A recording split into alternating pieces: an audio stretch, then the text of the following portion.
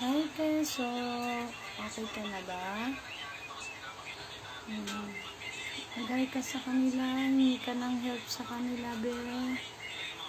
Ayan po yung butas niya po sa tiyan. Sobrang hirap po siya muna. Dito po namin siya pinahihiga sa taas kasi po mainit po sa baba. Dahan-dahan bunso. Ayan po, kahit sa pag-inom ng tubig, hirap siya.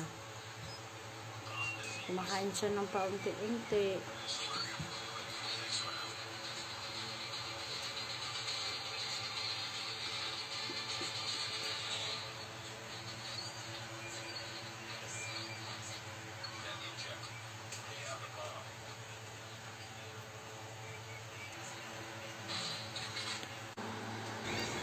Sobrang nakakadurog po sa puso yung makita ko silang ganyan. Kasi sila po laging magkatabing matulog.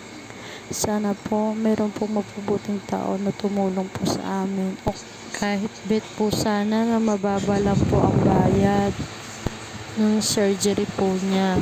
May tatanggalin pa po kasi tubig sa baga niya para po maging maayos na rin po yung paghinga niya.